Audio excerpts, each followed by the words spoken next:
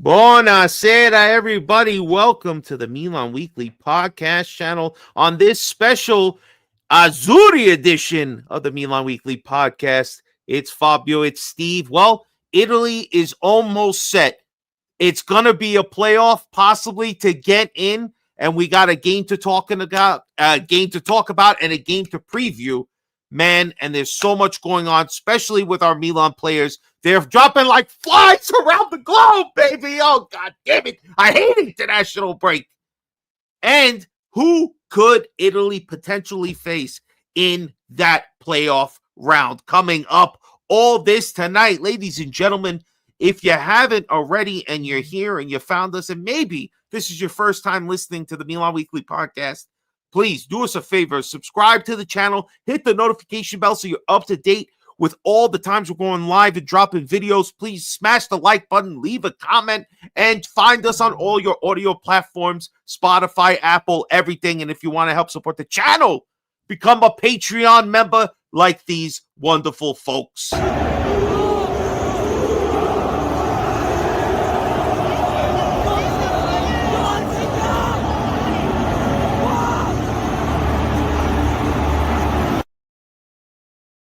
Ladies and gentlemen, Fabio and Steve, the heavyweight champions of the world, and we are here tonight. Steve, are you ready? Andiamo azzurri! Welcome to the Milan Weekly Podcast.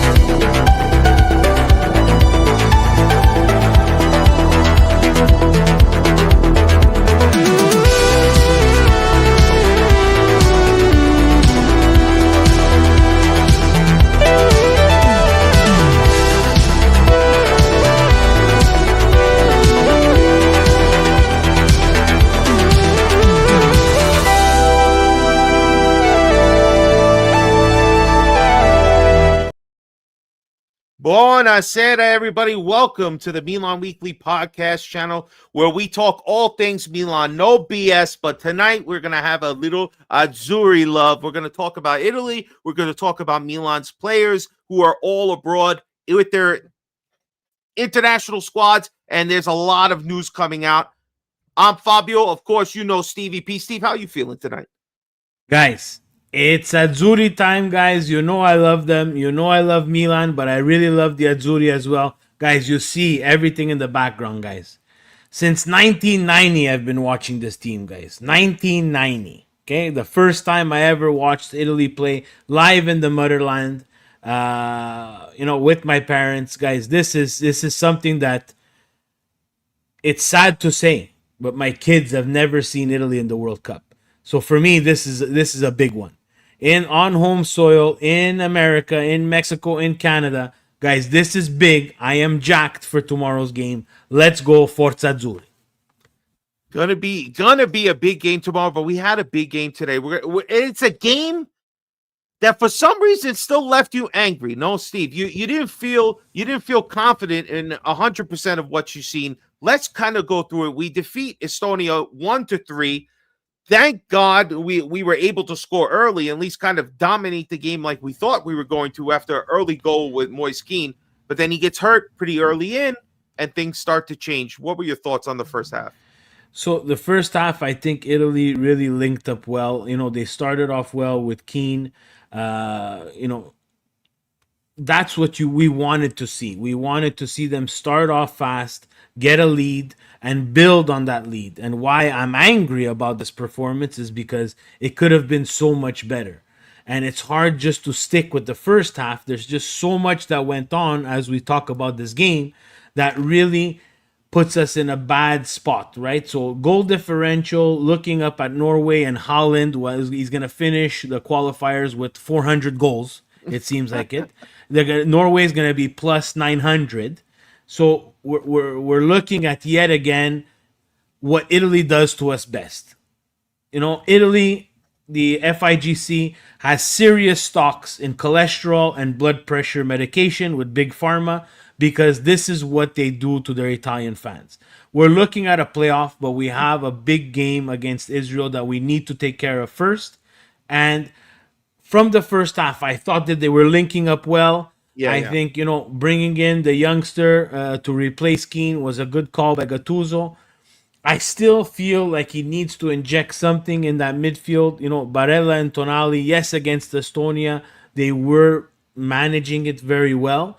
We didn't really have a lot of chances against us. I feel like we could have capitalized more on this game and made the result look a little bit nicer than 3-1. Well, from what I saw too, also, I hear what you're saying. 3-1, it probably could have been more because we have a couple of early chances. One by Retegui, who at least causes a save. I mean, again, it's not a great shot. And then Retegui gets a penalty. And I don't know. What are we going to say about this penalty, Steve? Do you think it was just unlucky or a little unforgivable? What are your thoughts on Retegui missing the penalty? For me, that's a penalty shot taken from someone who's playing in the Saudi Arabia League.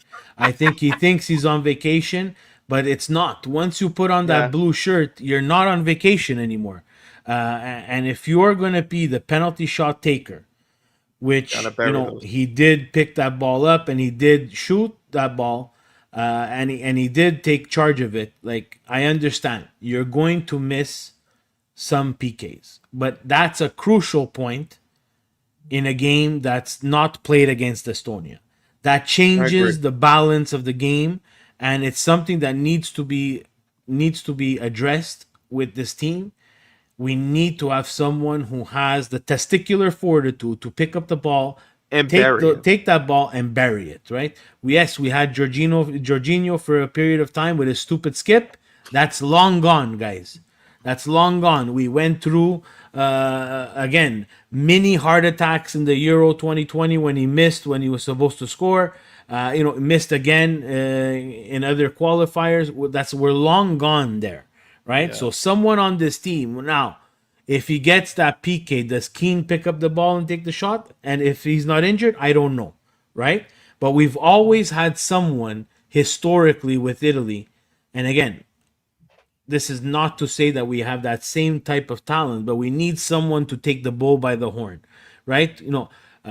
Traditionally, Del Piero, Totti, Baggio, Pirlo, De Rossi, these were guys who, they wanted the ball, they picked up the ball, they put it on the spot, and they buried it home. I don't think right now Italy has that person who has that testicular fortitude to take that ball and to do what has to be done and get the job done when you're not playing Estonia. Because if we're playing Spain and we're up 1-0 and we get a PK, guys, and we miss that PK, I will bet you my right ball, that game will change dramatically in the next 10 to 15 minutes. I see. Well, listen, I don't want to get too much on Retegui because, again, it's a penalty miss. It's a bad form. He just hits it too softly, and it's too slow of the whole build-up for my liking. But he does able to at least score one pretty soon after with a great pass by Orsolini. So, again, finds his way on the score sheet. Could it have been more? Sure. And then Spinazzola has a great cross, which the young kid from Inter ends up scoring. Who, what's his name? Excuse me. Pippo Esposito. Esposito, yeah. So, I mean, again, all 3-0. They were cruising at that point. But then Donnarumma gives a gift at the end, which I don't understand. I mean, Fumbalaya on the line, and the strikers right there. And, I mean, thank God. There's a lot of errors. Retegui's error, Donnarumma's error. Listen, you're lucky that it doesn't cost us the game. But don't you dare do that on Tuesday when we need you. We need to be like, again, you can afford a few stupid mistakes here or there when you're winning 3-0. But what are your thoughts on Donnarumma's fumble? Again, Donnarumma, I'm not going to hide the fact that I am a Donnarumma fan. I've always been a Donnarumma fan. I think he's a tremendous shot stopper. That's uncharacteristic mistake from Donnarumma. I would have thought maybe that mistake would have been someone passing the ball back to Donnarumma and him having to play it with his feet. Never would I have thought that it would have been on a cross, which was an easy cross, uncontested cross. And, he kind of double clutches it and it falls on the floor. For me, what I got from that, and right away, I turned to my son and I said, better now against Estonia than in a World Cup qualifier playoff or World Cup game, right? So I'd rather he gets that out of his system now. We cannot be having that, right? So the glove company is going to have some calls. His goalie glove company is going to have some calls because he's surely going to blame it on the goal club, the gold glove company that he uses. But again, Donnarumma really had not much to do in this game, and he needs to be focused for the 95 minutes that we have to play. We can't have those errors against Israel. We saw the telenovela game that we played against Israel the last time. We cannot have that type of game tomorrow. We need a clinical game. We need something that's Italian based, and get the 3 points, and let's get the hell out of here, and let's go into this playoff and get this job done. I want Italy in this godforsaken 2026 World Cup. 48 teams, Fabio. I cannot tell you how much it's going to really piss me off. Really piss me off if we can't make it again. This is going to have to cause some kind of earth-shattering earthquake at FIGC, because we are Italy. We are 4-time World Cup champions and can't qualify for the World Cup with a talent pool that, yes, is it from 20 years ago? No. But these players are not bad players. It's just we need to start developing more players. So let's talk Gattuso. Obviously, with the big game going on tomorrow, let's kind of talk about that for a second. So what kind of lineup do you see? Obviously, Bastoni's not there, but who's replacing him? Do you want to see any? Obviously, Keane, is he going to be healthy? I mean, leaving after 15 minutes, probably not going to be available tomorrow. So is it going to be Esposito out there with him? I would think that if Gattuso understands the magnitude of this game, the formation will need to change.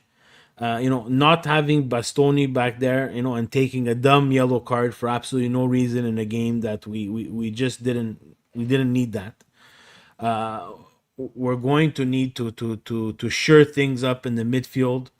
I think he either introduces another defender, one to replace Bastoni, or another additional one, and really play Italian style soccer, guys. This is what we do, guys. Whether you like to believe it or not, Italy is catenaccio, guys.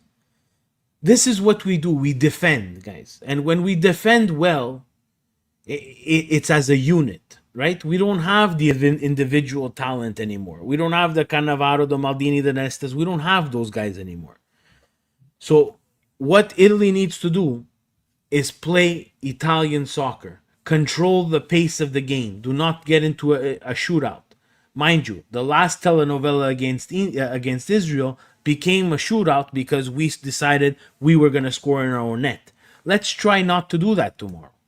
And I think he either introduces a new defender, so a back four, or he introduces another midfield and he really clogs up the midfield, guys, and we go 3-5-2.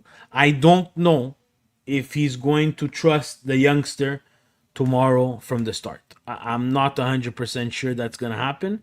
I think he's going to live with Raspadori Retegui for tomorrow, and maybe introduce the youngster who is a huge body. Again, I'm a fan. I like that type of style striker. Yes, he's Interista, but for me, guys, once they put on the blue shirt, I forget about the clubs, and I want them to succeed, right? So I would look at maybe a 3-5-2 or even a 4-4-2. He's going to need to find something to control the pace of this game at home, which will have, guys, whether we like it or not, and I'm not going to get into it here, Fabio, but it will have extracurricular stuff happening outside the stadium, guys, whether we like it or not, that these guys are going to need to be sheltered. I think this is probably one of the most important pre-games that Italy is going to have in the longest time in a long time in their history. Well, guys, this is what we're kind of kicking to you now, everybody in the chat and the audience watching. Do you think Italy's going to take care of business against Israel tomorrow? And who do you want to see Gattuso go with in his starting lineup? Obviously, with injuries and suspensions, you need to find alternatives. Are we going to see Gabbia out there? Gio's number one player. Is Gabbia going to get the call? I don't know. They have Mancini there too, could be picked. Who knows? But I hope Gattuso just make it a good game. Go out there, go balls to the wall. We need to win the game anyway. We need to get into the form that when they go out there, they need to. Possible pitch invader. Yeah, that happens all the time. But Italy needs to be able to go out there and at least put a stamp on the fact that they're going in the playoff spot, no matter who it is, that they're going to make their way. And I don't know. I like Gattuso. I think he's bringing the right thing. Yes, we only lost one game and we could be missing out 100%.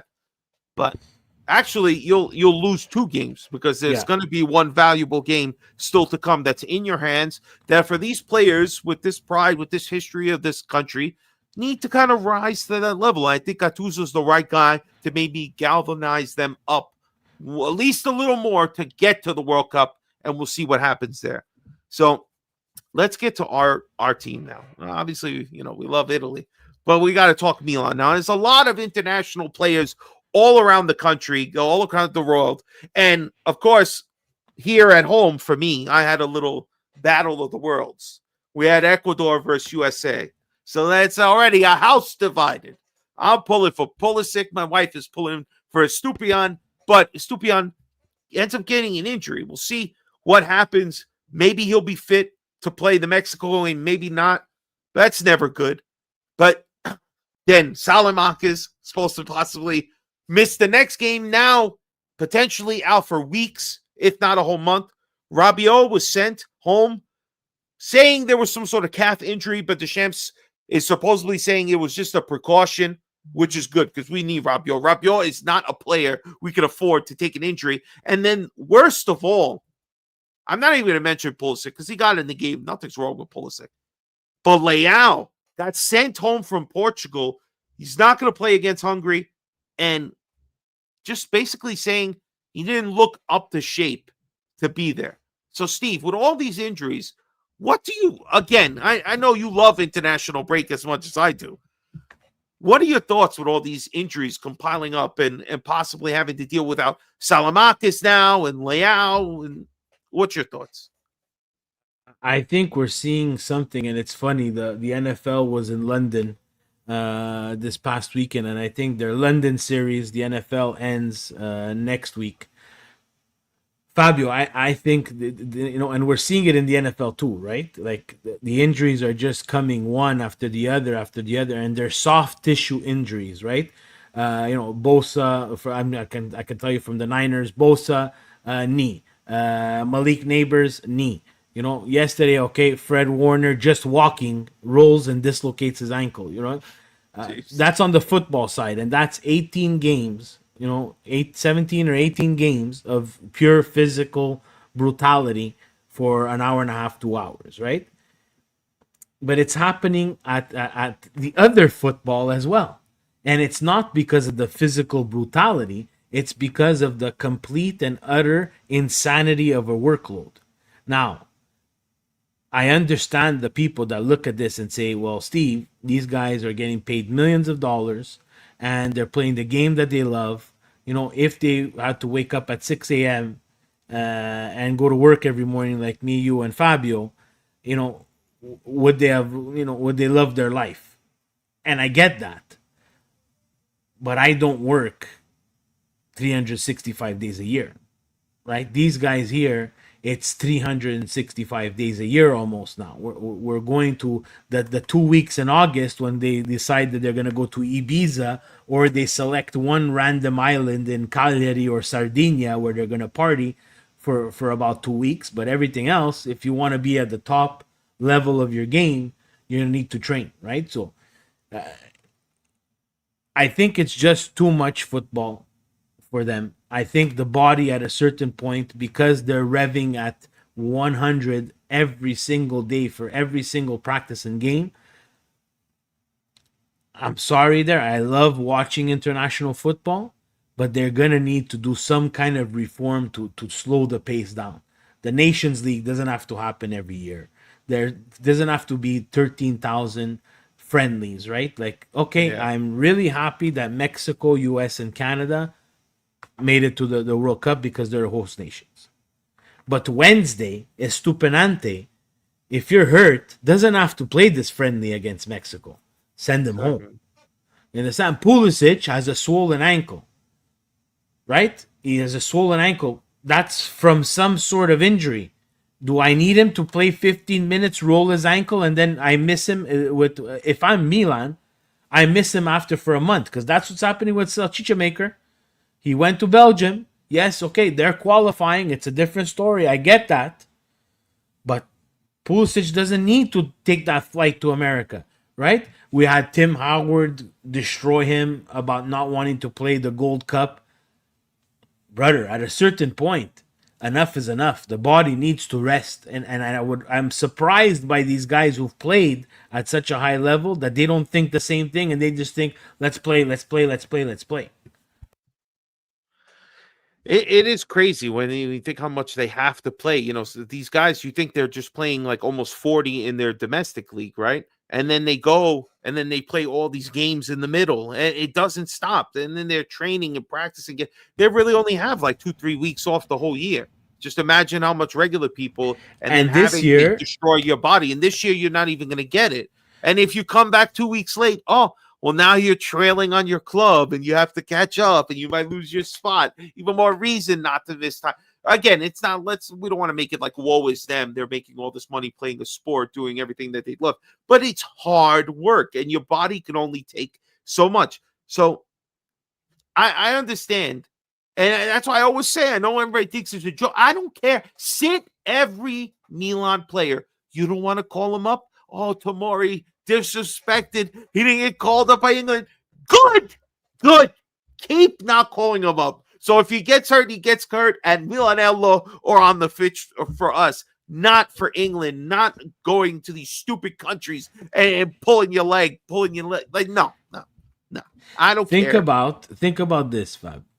Think about someone who plays on Chelsea or PSG. And, okay, let's take Donnarumma as an example. Yeah. Donnarumma went to the final, played a full French league season. Okay. Not the most demanding. Let's be fair, right? No offense to the French league, but not the most demanding. What did they win the league by? 40 points? We don't know, right? I'm exaggerating here. But they won it comfortably. Then played all the Champions Leagues up until the final, right? Won the Champions League. Yeah. Then played the Club World Cup in the summer. In insane heat over here in the States. Then got transferred to Manchester City, plays in England where they don't stop. They don't even stop for Bambino Gesù at Christmas time. Okay? They don't even stop. They're not going to stop. Playing all the qualifiers. If he makes the World Cup, he will play through the summer once again. When is he having a break then? Never. Exactly. After the World Cup is over, and then he'll have to wait 2 weeks and then have to hurry back to his club. And then the internet, Fab, you know what the internet's gonna say? Yeah, but bro, he's a goaler, bro. He's a goal. He doesn't run. He doesn't do nothing. That's a good point.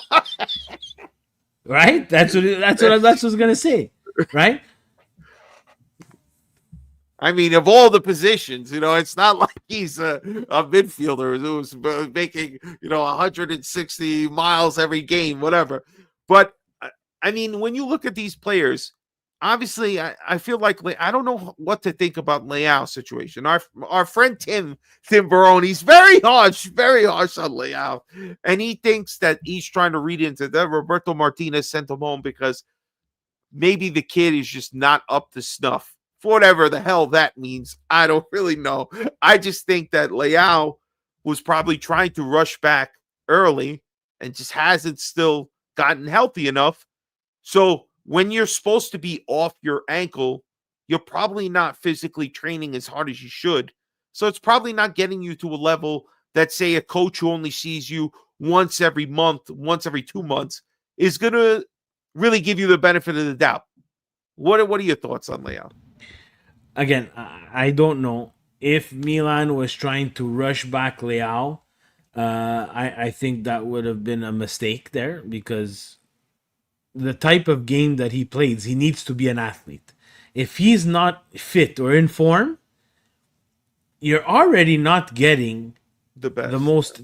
You're not getting the best out of him, right? No. You need him at top speed. He has to be 110% fit for him to be dynamic enough, athletic enough to create certain chances and be game ready, which we saw against Juve. He was not game ready for him to make an impact on the game. So Portugal has a plethora of talent. Roberto Martinez sees this and is going to say, I don't need to risk you and go back to Milanello because you're not fit. Now, once we receive him back, from what I read today, he was training apart, right? So once you're training apart, are you still injured? Or you need to be game ready, right? It's a different type of training. I'm not at Milanello. I wish to one day retire there and be there. But right now I can't tell you what that means. But for me, that means you're not fit enough or you're injured. So we got to get that resolved, because losing Saelemaekers, as much as if you would have told me 4 years ago, 5 years ago, Steve, you're going to be on this podcast October 13th, 2025, and say Alexis Saelemaekers is probably one of the most important players at Milan in the 2025-2026 season, I would get hit by lightning. And I'm going to say it. He's probably one of the most important players at Milan right now because of the work ethic and how dynamic and jolly he's almost a jolly in that midfield for what he wants him to do. That's a good question though. Like who is the most valuable member of the Milan team right now? If you had to give an idea, who is the most valuable to you right now, 6 weeks in? I feel like if you ask a different person, you get a different answer, because there's a lot of valuable answers right now to what's keeping this team rolling. Yeah. Well, if you ask the internet and a lot of Americans, they will jump on the Chris Pulisic. And I would not be able to argue that. As a true football, like I like old school football purist, at 40 years old, the golden ball, little mini Croatian maestro is the most important player on this team. See, some would say not only, yes, he looked good in the first game too, but as soon as Rabiot slotted in next to him, seemed to make the team kind of gel perfectly. A player that knows exactly how the coach wants to play and comes in and fits in seamlessly. So to me, I think Rabiot could be in there. I think you could say Mike is always in the conversation. The problem is the person that everybody would sit back and say 100% is the one guy who won. He's not healthy enough. But when he had his moments so far in this early season, hasn't come through. So, I don't know, Leão. But I ask everybody in the chat, of all these people who are currently hurt, do you think, who is the biggest loss? Is it Saelemaekers, the way he's been playing? Pulisic obviously having a little bit of injury. We have Estupiñán. Hasn't been the greatest so far this season. And obviously these questions will out. So who is the more important? Who's the most worrisome to you guys? Leave the comments in the chat. All right, Steve, let's get to the part of, right? We have this playoff. The playoff is very important, right? Yeah, look, Frank given. Is this in order, Frank? Gabia number one? This guy's Christ, the whole fucking team you put, Christ. Just put AC Milan at that point. We asked you for one goddamn person, Frank, not the whole fucking team. All right. So this is potentially, if we handle our business tomorrow, what we're looking at percentage-wise at the moment. Again, this is from an IFTV post. DeMarzo was putting this up there. So Sweden and Moldova, obviously the highest averages. Sweden, we have a history with. North Macedonia is right there. Northern Ireland, Romania, San Marino, Wales, and the last team we need to see, Germany, because that would be the most, oh, Madonna, I would hate to see that. But most likely, and this comes from this post also from Twitter, Italy most likely going to the playoffs. They're going to face they could face either Sweden or North Macedonia, which are the two teams that knocked us out of the previous two World Cup campaigns. So this is big time, Steve. So I got to ask you here, man. So you saw the list of teams there. You got Ireland, Moldova. But do you want a team like that? Do you want a Wales? Would you want, God forbid we get Germany, God forbid. But do you want one of those teams that you think Italy hopefully can dominate the game, make it in an easy way through? Or are you like me, buddy? I want revenge. I want sweet, sweet revenge. I'll take Sweden, but I really want North Macedonia. They did it at Palermo, Steve. Palermo, where my family's from. They got to go down. I hope they get picked. I'm sorry, Andon. I apologize now. But I hope it's North Macedonia, and I hope we defeat them. That's what I'm going with. Do you care? Or you have any thoughts about who maybe we could get? Honestly, with the suffering that I've gone through the past couple of years, not seeing Italy in the World Cup, to be quite frank and honest with everybody, I don't give a flying fuck who we play. I want them to really play like Italy. I will take extra cholesterol and blood pressure medicine during that match. I will make sure that I watch it. I watch almost every Italy game that I can. I want them to make the World Cup. Italy needs to be in the World Cup 2026 for how important it is because of where it is. Mexico, US, and Canada. It's something that will turn the heads of multiple people. Number one, for Serie A and Azzurri soccer, give exposure. 1994 was the last time that it was in North America, and we know how that ended. It ended with the poster that I have behind me, right? So for me, it's payback time. I need to have Italy back in here, back in North America, back where we can go watch them. We went together, Fabio. We went to a friendly. And the atmosphere in that Red Bull Stadium in New Jersey was electric. It was actually one of the most emotional times that I've had with my son, and he didn't understand why it was so emotional, because I never had the chance to do that with my father. So having him understand what it means to have Italy in the World Cup is very important. That's number one. Number two, this is goddamn Italy, 4-time World Cup champion. We have delayed the development of such young players for so long. Barella has never gone to a World Cup. Bastoni has never gone to a World Cup. You understand? Di Marco.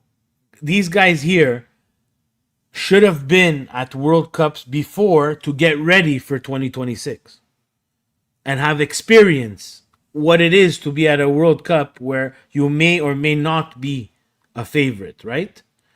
Yeah, Donnarumma, but we'll say the Euro kind of made up for that, right? So True.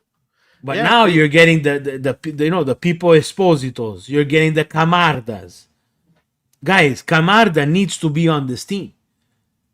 Pipo Esposito will be on this team, but it's not enough.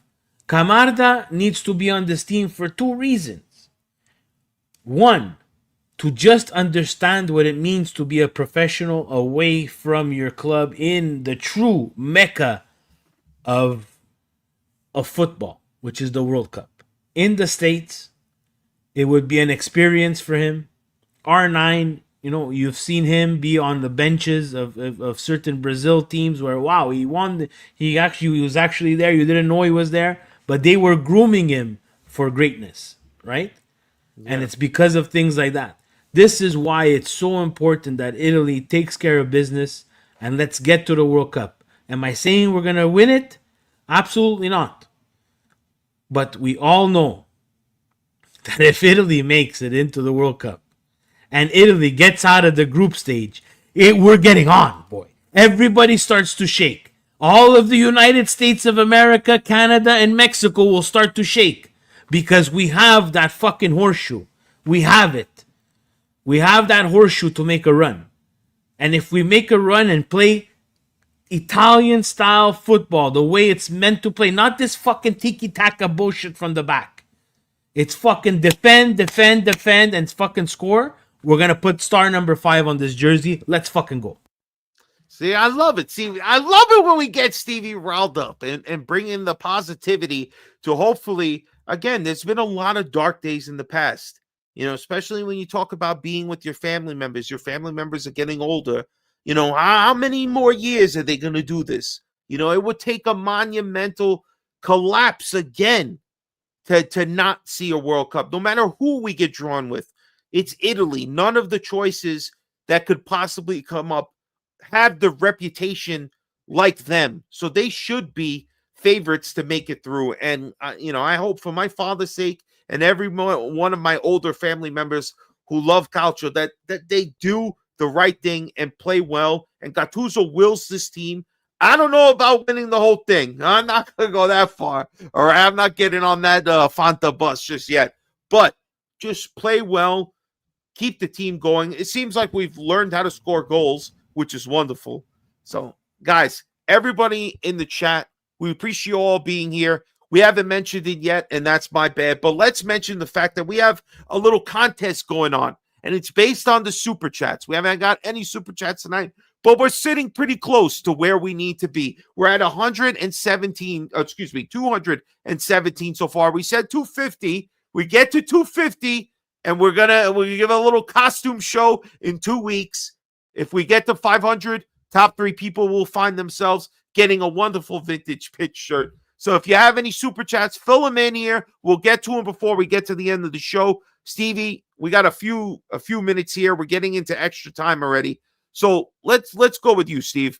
What do you want to see tomorrow? Let's kind of give final thoughts on what you're going to see tomorrow against Israel. Said it in the beginning, repeat it again for the Presidente to clip it out. I want a hard-nosed Italy controlling the midfield, controlling the pace of the game, dictating the pace of the game. We control, we are at home, we make sure that we get the result that we want, and that's 3 points, and off to the playoffs we go. Let's go, Forza Azzurri. Let's go! Facebook, Frank, you are the man coming through. Steve tugging at my heartstrings by getting emotional with his son. I feel your pain, brother. Well said, my friend. And that's what Calcio is. That's what the love of football is, especially with family members. Bonds you, and you have these moments that you're always going to remember. Gio will tell you, he went to the World Cup final with his father. It changed his world, blew up his mind. Listen, I would just say tomorrow's really important. I think they're going to have enough to take care of Israel. If they shit the bed, it will be, I don't know. Are they in jeopardy even if they lose tomorrow of not making the playoff? We're not even calculating scoreboard watching. This is a 3 points and let's move on. 3 points. Let's move on. Wrap it up. Fair enough. Fair enough. That's where it's got to be. I'm looking at the table now. Yeah, don't fuck with us, man. We need these 3 points. Let's not make it any worse.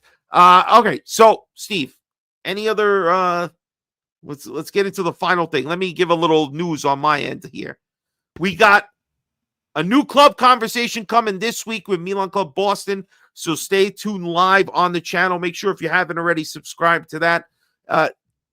Hopefully we're going to keep doing more shows before we get to that October 27th show. Steve, do you have any idea? Have you begun the thought process of what you could be dressing as for that special show? We're muted. honestly, my mind is full of imagination, guys, and it's because of one small thing. Thinking of this costume, I'm getting tons of ideas. I'm doing a fantastic, guys, collaboration with Il Pranzetto Pizza Mobile and Vintage Pitch, guys. It's fantastic stuff, okay? And I might be a pizzaiolo for Halloween. We don't know.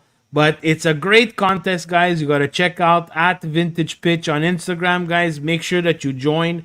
It's a $75 gift certificate to your next pizza event and a fantastic Vintage Pitch t-shirt of your choice. Guys, you follow me, follow Pizzeria Il Pranzetto Pizza Mobile, and start tagging your friends, share it to your stories. Guys, it's fantastic stuff, local here in Montreal. Will I be a pizzaiolo for Halloween? Who knows? Will I be a pizza for Halloween? Who knows? Yeah, will I be slice. Sophia from the Golden Girls? Who knows? Oh man! Well, keep watching and subscribe to the Milan Weekly Podcast so we can get this super chat goal happening. We're pretty close. We're already at 224. Only another $26, and we will hit that mark. But let's keep it going, baby. Let's keep it going. Everybody, thank you all for watching tonight. We got a big game coming up this week at Milan Fiorentina. So make sure you stay tuned. There's going to be a lot of stuff going on. Steve, ovunque and sempre. Forza Milan, Forza Azzurri! Peace out, everybody. Good night.